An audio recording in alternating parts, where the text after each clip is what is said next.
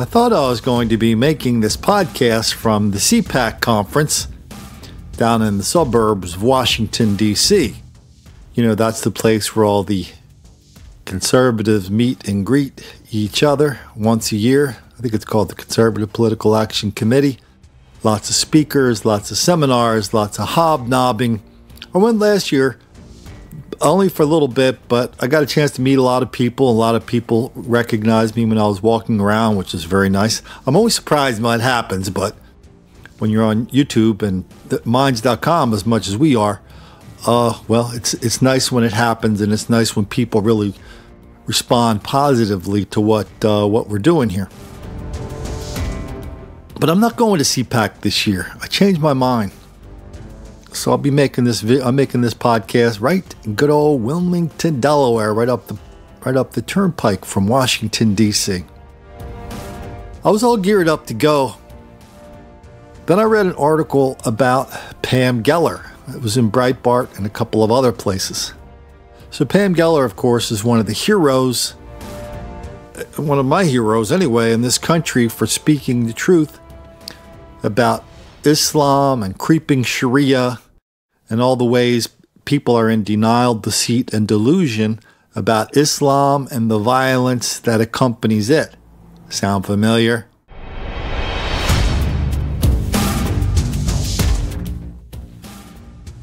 So Pam was going to do a seminar on a panel discussion on free speech. So at the last minute, they called Pam and they said, listen, we're looking forward to your panel, but we don't want Jim Hoft on there. Now, Jim Hoft, he's the guy who started and the editor slash publisher of Gateway Pundit. First time I came across Gateway Pundit was during the Ferguson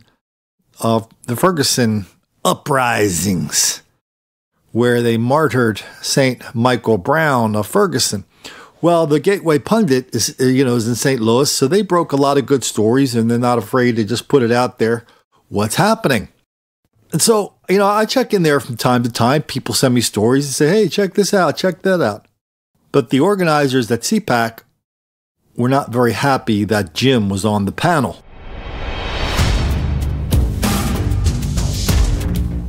Apparently, Jim did a story a day, a month, a couple months ago. I don't know when. I don't even know the details. Apparently, Jim did a story that got the people who run the CPAC conference very unhappy. Some people that I know, whose value I trust, judgment I trust, they even called it fake news.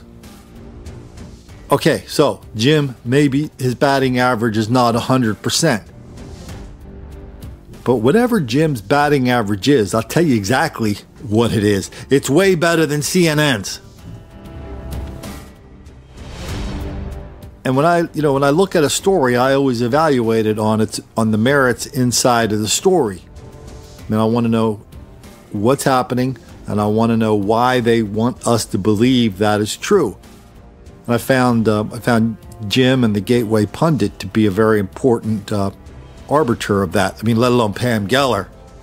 Then, she does the same thing. Except her batting average is 1,000% as far as I'm concerned.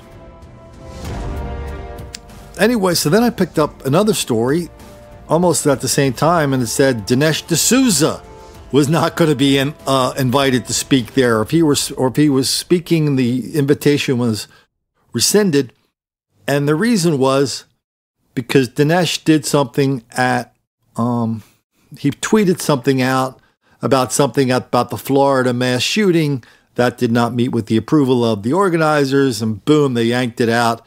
They said whatever he said was indefensible.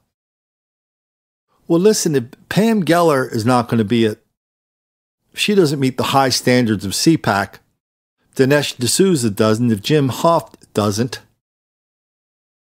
that's not really a place that I want to be, to tell you the truth.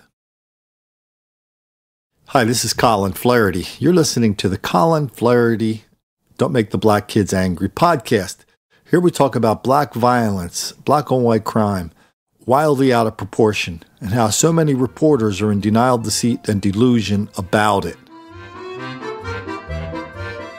Now, I'm probably not the best one to come up here and champion free speech for Pam Geller and Dinesh D'Souza and Jim Hoft, because You know, when we were doing the YouTube channel and on my Facebook page and on Twitter and on my minds.com/Colin Flaherty channel, I kick people off there all the time.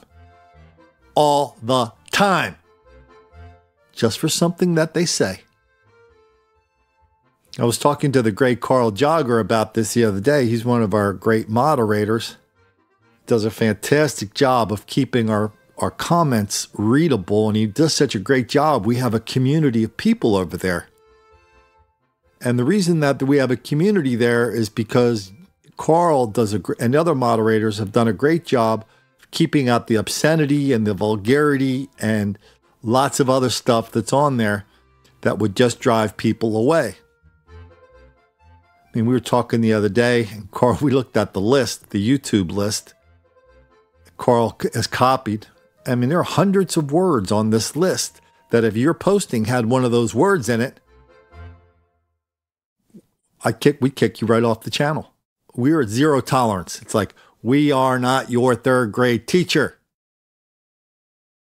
So if you want to drop F-bombs and N-bombs and J-bombs or talk about Adolf Hitler or 1,000 other subjects and use lots and lots of vulgarities and obscenities,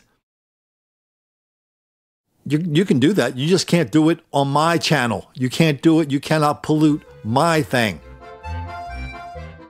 So I'm far from an absolutist on free speech. When I hear somebody talk about free speech, you know what that usually means to me? It usually means, Colin, I want the right to go around saying F you to every single person I meet. The other day I got an email from one of the people we kicked off the channel. And he said, Colin, I can't post a comment. I think I've been banned from your channel. What happened? Well, so did you say anything vulgar or obscene or anything like that? He goes, no, I never do that, Colin. So I flashed it over to Carl Jogger and I said, hey, Carl, what's up? What do we know about this guy? Carl gives me, 2 hours later, Carl gives me a copy of the correspondence with the guy, where the guy's basically using, he's trying to figure out a way to use every one of our hundreds of banned words and directing them all at Carl, who was basically the nicest guy in the world. So it's amazing how often this happens. People call and they go, Colin, why can't I comment on your videos anymore, Colin? And I always ask the same thing. Do you use the obscenities? No, Colin. But when I check, it always happens that they're always not just using them, they're using them by the bucket full. I mean, one guy, a few months ago on YouTube, I checked, I went back and checked his comments that we kicked him off for. The ones he said he had nothing to do with about, any bad language or anything like that. And all he did was drop an F-bomb for like 100 times. He just said F, F, F, F, F, F, F, F, F, like 100 times.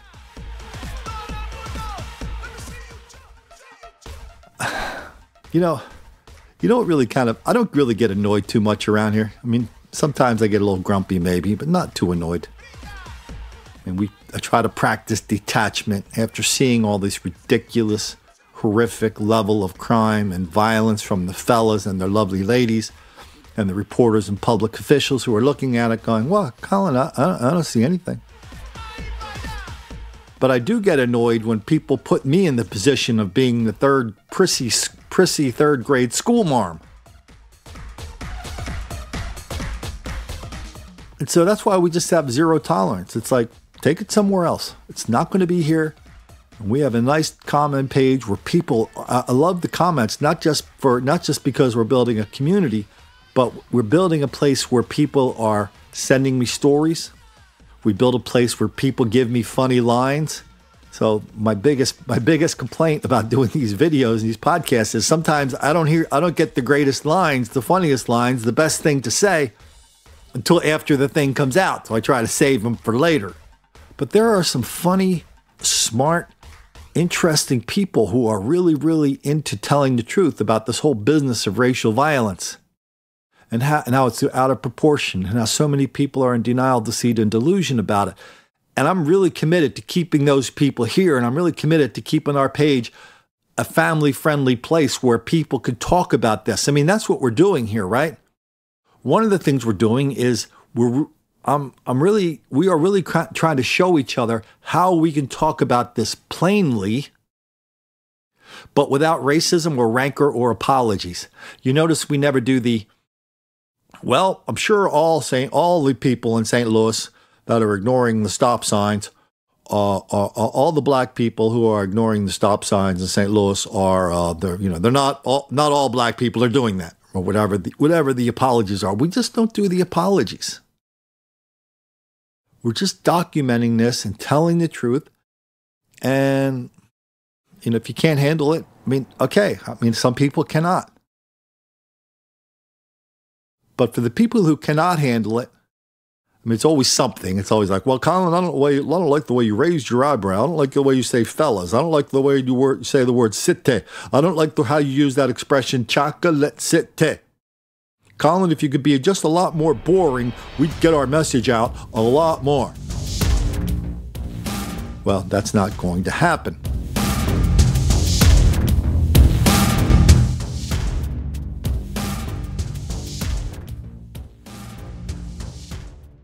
So now we get back to this whole free speech thing. And so I've been kicked off YouTube, and I should be the biggest proponent of free speech, saying, hey, I should have a right to say that in a public square, as long as I'm not, even breaking my own rules. And it's funny, of all the times you get kicked off, it's always for one reason. It's for violating community standards. What are community standards? It's what anything a troll says they are.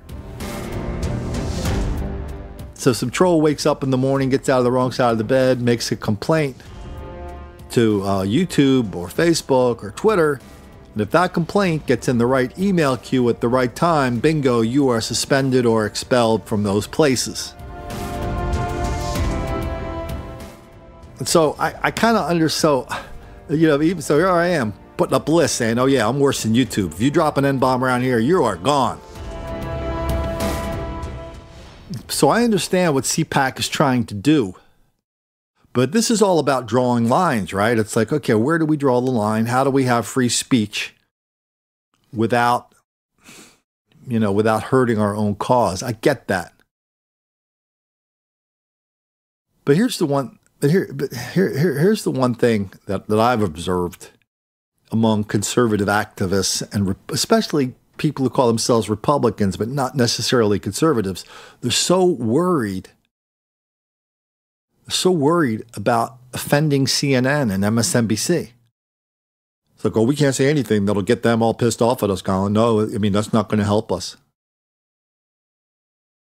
And so in a way, CNN and MSNBC in many ways set the agenda for lots and lots of Republicans and conservatives. Because it's always something. It's always something.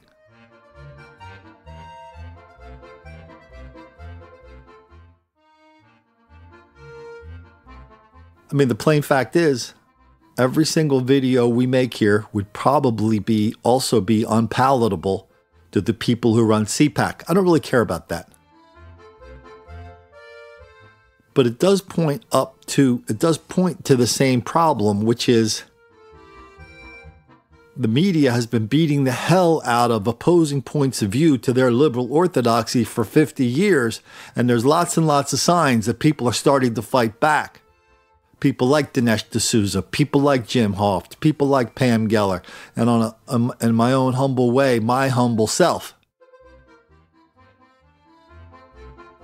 But CPAC, the CPAC functionaries, they just don't want any part of it. So let's not just talk about CPAC. Let's talk about conservatives in general and Republicans. They don't want any part of this black violence wildly out of proportion discussion.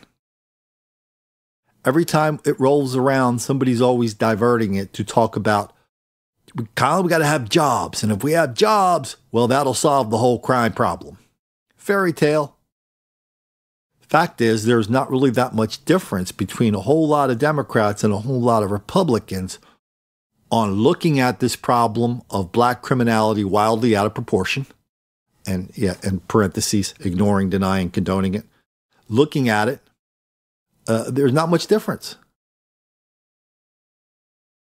I mean, I was watching a debate in Oakland the other day, Alameda County, the district attorney.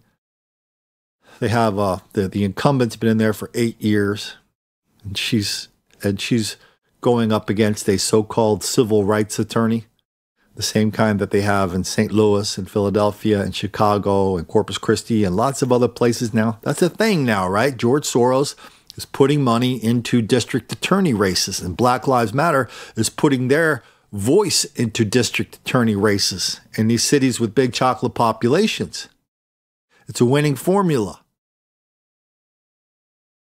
And it's been a disaster, and it's been and will be a disaster. There was a headline just yesterday in the Philadelphia newspaper. This guy Krasner, he was elected in the fall, took office in January. He said, "Listen, we're going to issue no cash bail for like 50 crimes, where before you had to put up bail because the big buzzword is, we're not going to criminalize poverty." And so I read this article, and Philly, I kept looking, okay, and they were saying, "Oh, this is great, this is fantastic," and all these people were going, "Oh yeah, this is going to help black people because everybody knows black people are always getting arrested for no damn reason whatsoever. So this is going to, decriminalize black people who are sitting in jail when they should be out being with their families." But these fairy tales just keep heaping on themselves, don't they? And so one of the, and I kept reading the article going down, down, down, down. Finally got to the bottom and they started listing, say 50 offenses, right? 50 offenses. And, a couple of maybe some kind of drug use, some kind of this, some kind of that. One of them was burglary.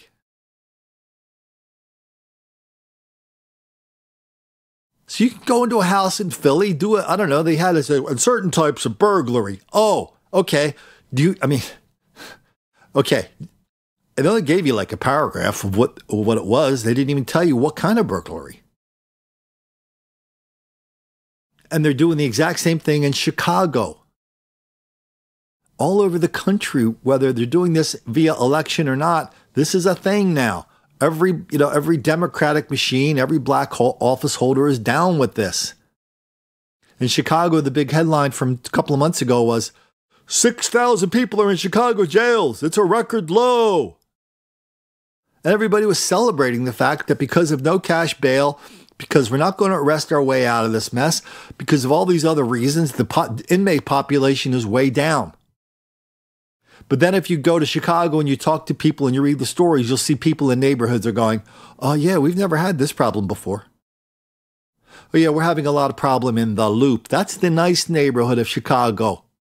The one where the fellas go, they're not supposed to go because we all know criminals, they just do their business, outside of their front house. And they don't travel in groups to the Loop and beat the hell out of people like they've been doing recently."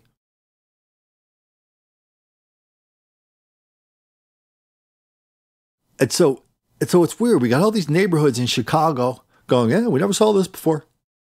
Does that have any relationship with the fact that they're arresting far fewer people and keeping far fewer people in jail? Oh no, Colin, they can't be related in any way. Colin, have you done a 27-year longitudinal sociological study showing that what you said is true? Talk about free speech. You go to a college campus and you mention any one of these things, you're going to have hundreds of college students shutting you down with the full support of the administration. You don't think professors understand that when they start thinking about what I can and cannot research, where I can and cannot get grants for research, how I can or cannot be on a track to be a professor in this institution? You think those professors are going to start doing stories documenting all this black criminality and how people are in denial, deceit, and delusion about it? Yeah, they do that only if they have a big fat trust fund and they want to get fired. So instead, we get professors churning out studies using something called symbolic racism tests. I mean, the tests basically say, do you believe black people have or can get ahead in this country if they work harder? If you answer yes to that, that means you're a racist. Because nobody's going to, they do a test on you. When they do it, when they want to figure out, like, who's a racist or not, because they want to attach it to something else, like they'll say, well, we know that being a racist means you support the NRA. But how do you know if somebody's a racist? You have to give them a test. And you have to give them a test without really knowing what kind of test that they're taking. So if you think affirmative action is bad, if you think special treatment for people is based on race is bad, then you're on you go right down, you get a little check mark next to your name that you are a racist. Curiously, I've never heard of a symbolic racism test for black people. I don't think one exists, does it? And so a lot of conservatives and Republicans are so worried about people coming at them. And they just, as soon as they see it coming, their only defense is, no matter what the issue is, somebody always pops up and says, oh, that's racist, you're a racist. And so then, no matter what the idea is, no matter how good the idea is, we're off the idea, and this person, this proponent, this speaker, whomever it is, they have to go around for the next 10 years explaining to people they're not racist. Oh, do you think that wall between the United States and Mexico is a good idea? Yeah. Well, you're a racist. Okay, next 10 years. Oh, no, I'm not a racist. No, I'm not a racist. No, I'm not a racist. That's all we got. That's all we have. We apologize, we cower, and that's it. That's our big defense. That's why there's such a vacuum in these cities. That's why there's no difference between lots of black politicians, lots of white politicians. Oh yeah, the Oakland politician, she said at this big debate in Oakland, the incumbent DA, she said, I've always said the best way to stop a bullet is with a job. I mean, this is the kind of thing you hear at the Republican National Committee convention. People standing up and talking about, well, you have to incentivize the urban area so we can have urban renewal and blah, blah, blah.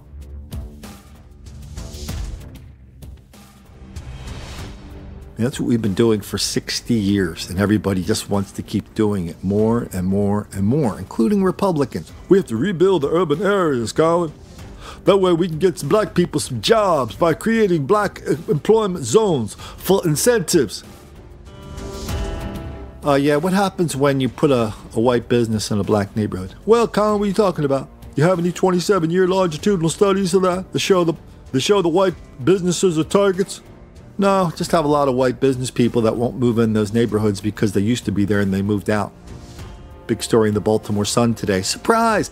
Businesses are subjects of lots of burglaries and violence down in Baltimore. Surprise! Who do you think's doing it? The fellas! And do you think the only reason the fellas are doing that is because we haven't incentivized the sin in the city, Colin? We have to give them jobs. Well, we can have 1 million jobs if you don't want to show up for it. I mean, that's the most important thing for a job. If you don't show up for it, if you don't want it, I mean, what's the point? I mean, there are so many issues where people have to speak plainly about, but there are so many Republicans cowering in their penny loafers when people start speaking plainly about it. Listen, I was listening to this, Sean Hannity show last night. It was good. I listened to Pence this morning. I was looking forward to hearing all those speakers.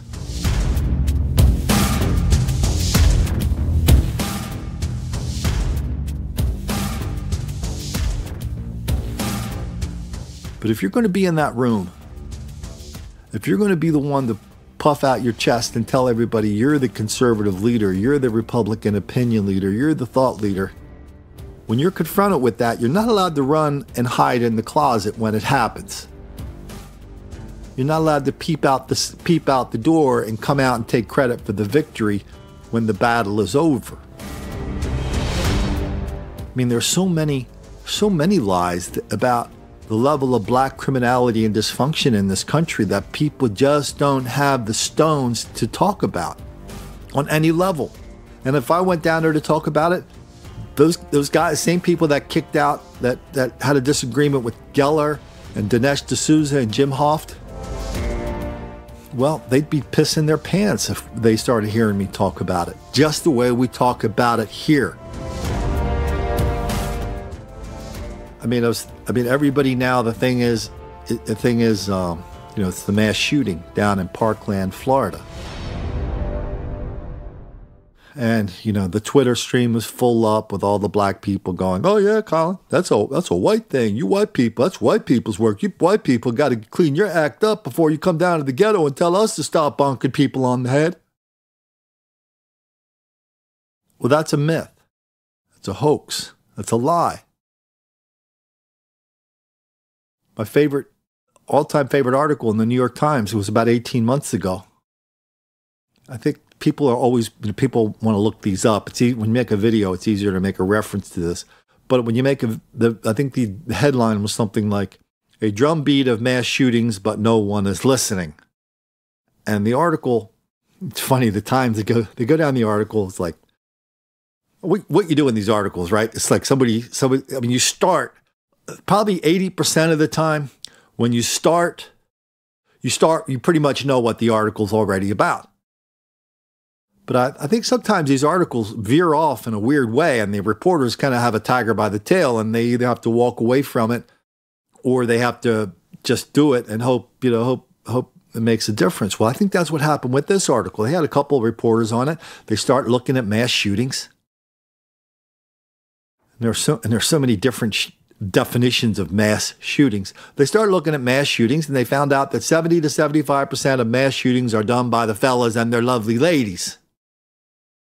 70 to 75%. Do you think anybody at CPAC would have the nuts, the stones, to go up there and talk about that? We had Wayne LaPierre up there this morning. I mean, there's a guy's. He's not, he'll tell it like it is when it comes to guns. But even the NRA, when it comes to this topic, they're very, very shy about talking about the level of black criminality in this country and how so many white people are victims of it. And I know all the stories about the NRA. I know the stories about the origin of gun control, how the Southern Democrats put gun control on because they didn't want black people to have guns. That's a true story. Lots of people from Malcolm X to, I think, even the family of Martin Luther King, I think they had guns in their lives for protection.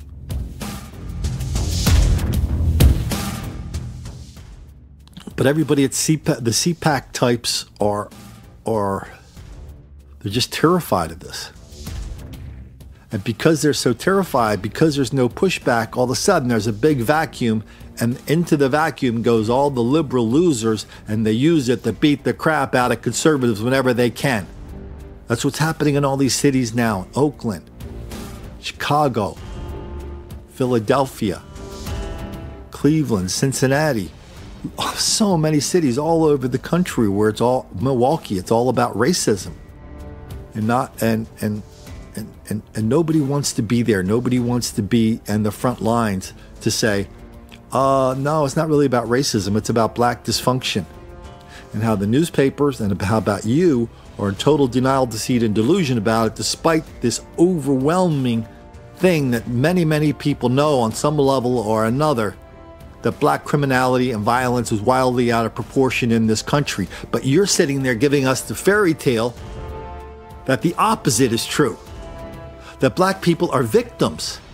And the only reason there's more black people in prison than white people per capita is because black people are victims of white racism. I mean, we had people like Rand Paul saying that last year, Marco Rubio, Chris Christie. During the Republican primary, we did videos of all the Republicans when they kind of signed off on this whole criminal justice reform thing. John Kasich, Jeb Bush. I mean, everybody was buying off on the fact white racism keeping people down, except for two people, Ted Cruz and Donald Trump.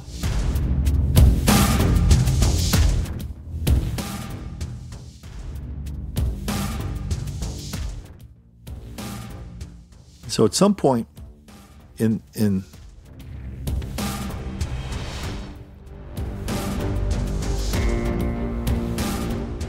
we did a video a couple days ago about the big lie of mass shootings, how it's a black thing.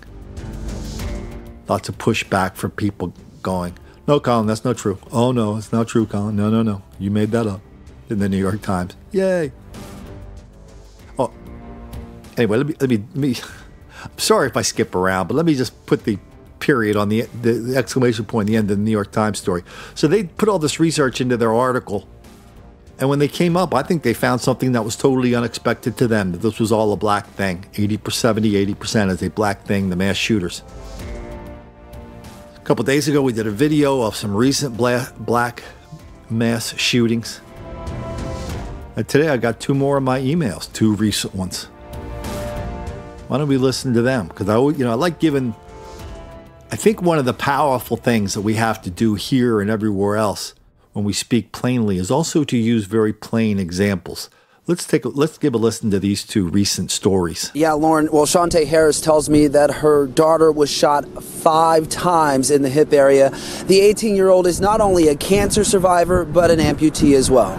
I was at a party and a bunch of gang-related members just came in shooting. Recovering inside her hospital room at St. Luke's, Dorina, who did not want to be fully identified, shared this video message with Fox 4. I was shot 5 times, 3 times in my left leg and twice in my right. She's one of several young people who attended what was being promoted as a rave inside a used car dealership called the Horseless Carriage in Kansas City, Kansas, Saturday night. They were there to see Casey rapper Lindell. To my understanding, this local rapper has enemies, they Facebook phone. Dorina's mom, Shantae Harris, says she panicked when she heard her daughter was one of 8 people shot following what police would only call a disturbance inside the business. She said she had to crawl her way to a door. People were stampeding and, falling over each other. What led to the shooting is still being investigated, but Dorina told her mom it may have stemmed from the popping of a balloon. The balloon popped, then next thing they heard was gunfire. A man in his 20s was killed. 7 others are expected to survive, including Dorina. She's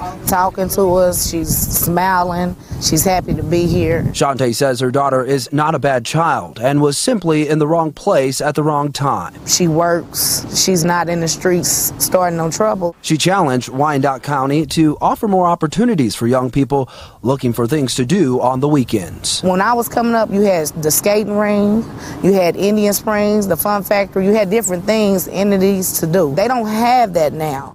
Right now, multiple people are in the hospital after a mass shooting at a Fraser nightclub. Good evening, I'm Mary Jo Ola. Memphis police say the shooting happened around 2 this morning outside of Club Bosses. That's near the corner of Delwood Avenue and North Watkins. The club owner says this is the first violent activity that's happened near his club in the last year, but community activists say once is enough. Local 24's Annette Pegler has tonight's top story.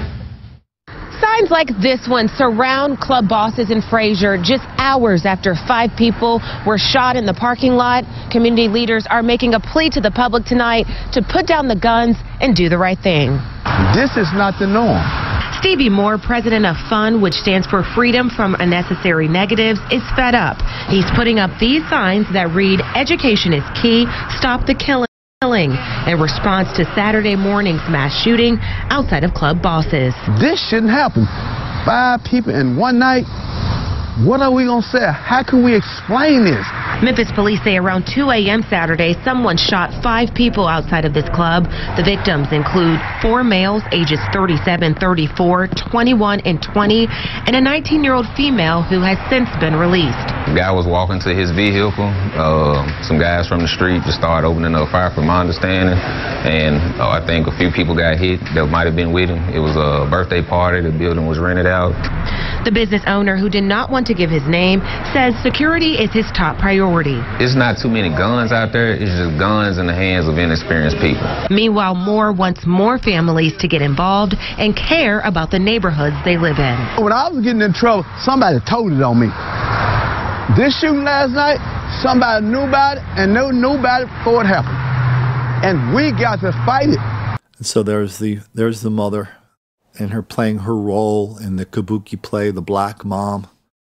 her role is to come out and say, well, it's not really their fault. It's their fault because they don't have enough stuff to do. When we were coming up, we had skating rinks. Oh, yeah. Oh, man. What a disaster black skating rinks are and still are. Check out Don't Make the Black Kids Angry for That story out of Baltimore. Good Lord. Lots of shootings at skating rinks, and bowling alleys. And it's not the white kids doing it, it's the black kids. Very easy to see that. So she came up with the old, yeah, well, we had bowling alleys and skating rinks, and the kids need something to do. And so the kids don't have anything to do except go to a rap concert, a rage, where the main performer is all about guns, drugs, money, bitches, and murder. That's the only alternative. Nothing or that. I mean, is that how they roll in Wakanda? They don't have any bowling alleys in Wakanda, do they? They don't have any skating rinks. They don't have any rec centers. You do have mom and dads, that's for sure. That's another thing about Wakanda. Everybody's married. Everybody has kids. Bingo.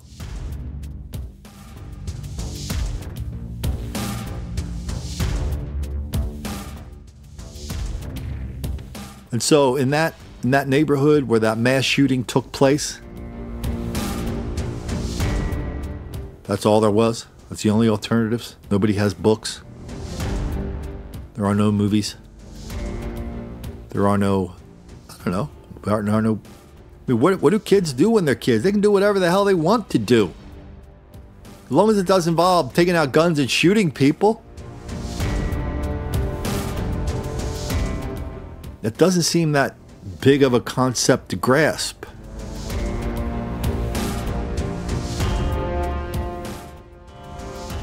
I mean, and there are so many stories to tell. We did a story a few days ago. I mean, it's like every story we do is just like a little thimble inside of a current, a waterfall. Take it out. So yeah, there it is. There's a lot more out there. We just did a story the other day about how this one little town in St. Louis, in one little suburb of St. Louis, a black section of St. Louis, a chocolate city. Nobody was obeying the traffic signs. Kids were getting hit by cars. And we reminded everybody that Eric Holder made that the big bait switch of his administration. They couldn't pin the killing of Michael Brown on Darren Wilson. They couldn't pin the riots on Darren Wilson. So 7 months later, Eric Holder comes out and goes, we finally figured out what's causing the riots. It's because cops were giving out too many traffic tickets. Message, cops all over the country, quit giving out traffic tickets. Or we'll come down hard on you for racial profiling. Cops got the message. Cops got the message in St. Louis. Cops got the message in Kansas City. The great Jack Cashill is involved in an enterprise in Kansas City. They have a kind of an alternative news website out there for what's going on out there. They had a big story yesterday.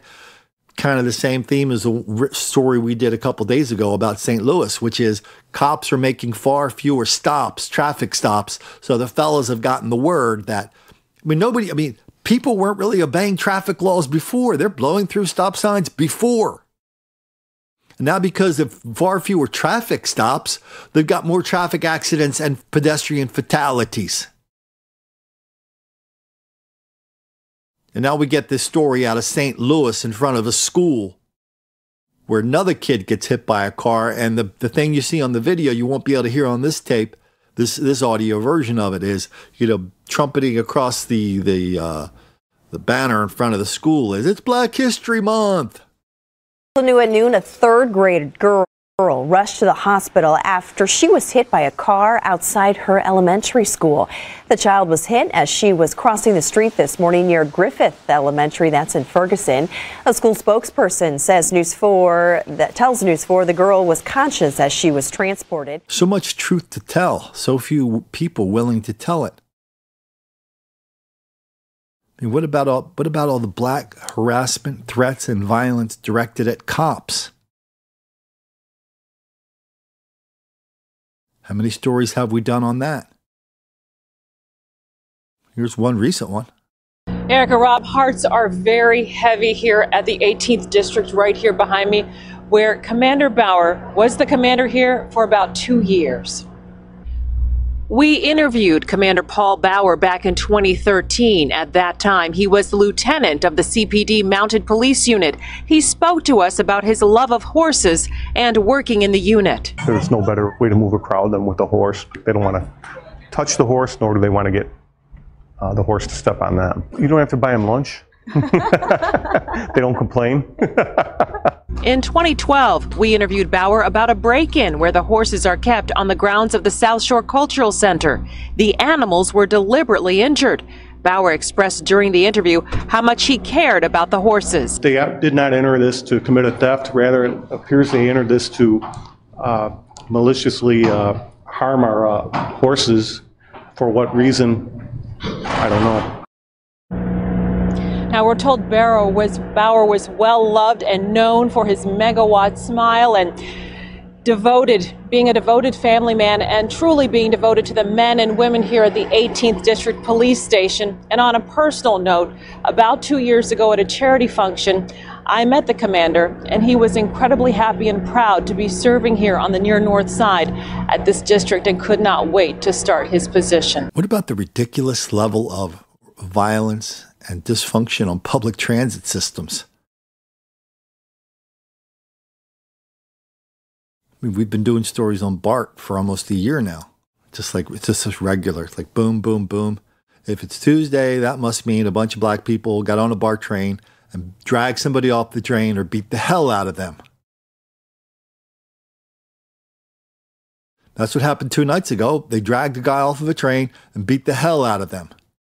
Then the next day, we had this story. So what happened was the victim was by the door with his phone.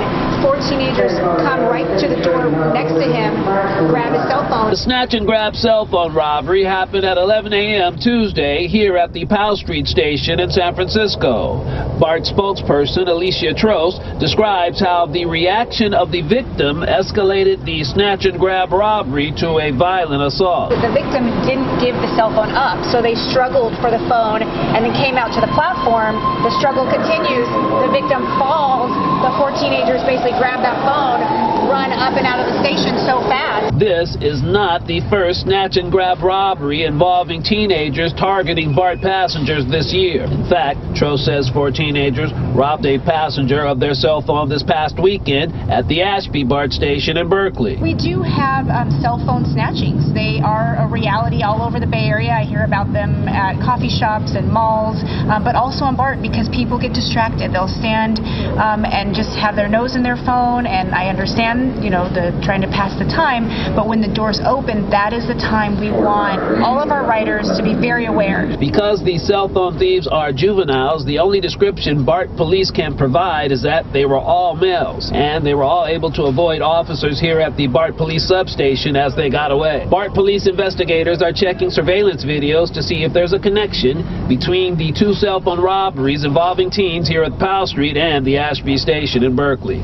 In San Francisco, Hazik Medyoun, KRON 4 News. So we got black people rampaging through BART, and the best this spokesman for BART, the Bay Area Rapid Transit System, can tell us is that the passengers on the train, white people and Asian people, pretty much they should be keeping their head on a swivel and not using headphones or not reading books because, well, if you do all those things, that's just an invitation for black people to come and rob you.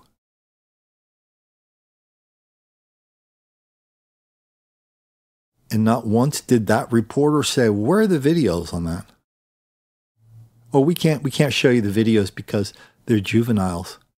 I mean, that's like one of those things that you say that sounds like it makes sense, but it doesn't make a damn bit of sense whatsoever. Because there are a lot of places in this country where they publish videos and pictures of juveniles in the commission of violent crime because they know the public has to be aware of who's doing it.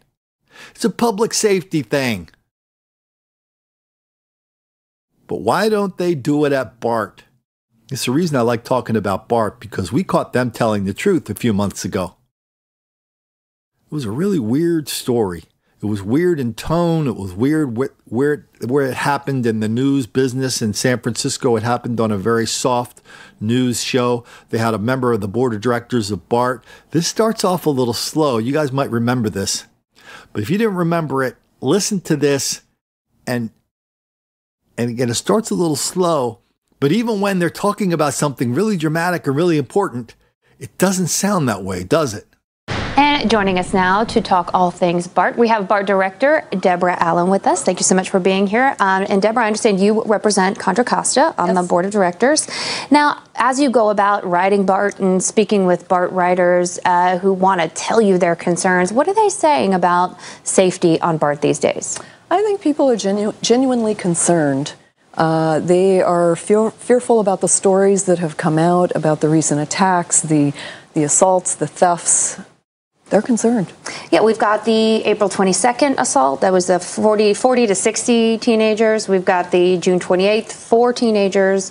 And then June 30th, 10 to 13 teenagers, all iPhone, cell phone robberies. And you're saying people are nervous. Are they happy, or are they satisfied with the kind of information that Bart is disclosing about these actions? I've received a number of requests and comments from writers to ask me to press for the release of the video of these incidents, and the reason for that is they want to see for themselves what's going on the trains, and they want to learn from that and determine how they can protect themselves a little better and be less vulnerable to those types of crimes on the trains. Now, we've heard that Bart has said that it's because there are minors involved, and that's why they're not able to release the videos. Is that your understanding? Right. Originally, the April attack, Bart did say that because they were minors involved, and involved in addition to that, the investigation, when something is under investigation, they are not required to release the video. But I've since learned that in that April attack, there was a 19-year-old who was arrested and detained who is not a minor. And so there would be reason for at least the video of that person to be released. Yeah, and you would think maybe they could blur the faces of other folks. So if it's not because they're minors, because we know at least one of them isn't, what is it? Well, so I asked that question recently, asked why can't we release these videos? And the answer was initially that, well, normally cities don't release videos of these types of crimes. And I said, yes, but this is Bart. You know, people are sort of trapped in this train for a while, and they have a right to see what could potentially happen. And the next answer was that to release these videos would create a high level of racially insensitive commentary toward the district. And in addition, it would create a racial bias in the riders against minorities on the trains. So they were saying that, and I assume the implication is that these crimes, or at least some of them, have been conducted by minorities, and so they don't want to release the footage because then that would somehow cause a racial bias. A racial bias? Right. Did they say... So if it were a video showing white teenagers robbing someone, we would have the video by now? Is that the implication? That is not a question I asked, but that might be a good question. Wow. What about the passengers? What about their rights to, as you said, protect themselves, see what's happening so they can know, like, if there's a place that they should sit or other ways that they can prevent these things from happening? Right. I think this goes back to priorities at BART. It's something I often talk about on a wide variety of subjects. What is the priority of BART? Is the safety of the passenger, of all passengers, is that a lesser priority than the racial bias issue? So who's going to speak up against BART? Who's going to be the one to go to BART and say, hey, we know what you're up to. We know the only reason you're not releasing those videos is because the videos will show black people rampaging through your stations, causing an immense amount of crime and violence, and you're in on it. If you had the videos and you're not showing us, you're not telling us, you're enabling it, you're an accessory. Is anybody at CPAC going to be brave enough in their hometown to talk about their version of that in their hometown? Or are they just going to sit there, come up with all these great conservative ideas, and every time a black person or a liberal doesn't like it and calls them a racist for proposing it, they're just going to run for the closest dark closet they can find? Listen, CPAC people, I didn't ask you to become thought leaders and opinion leaders on this conservative thing. This conservative thing where it's all about an individual. It's not about race identity politics. I didn't ask you to do that. You volunteered. We're counting on you. And then the other areas, everybody's doing fine as far as I can tell. I mean, everything's not perfect, but it's a hell of a lot better than it would have been had Hillary been in there. But around the country, conservatives are just absent. This goes to a lot of conservative media too. Conservatives are just absent when it comes time to call out this level of black crime, violence, and dysfunction. Nobody wants a piece of it. Nobody wants a piece of the headaches. Nobody wants a piece of the threats of violence and violence.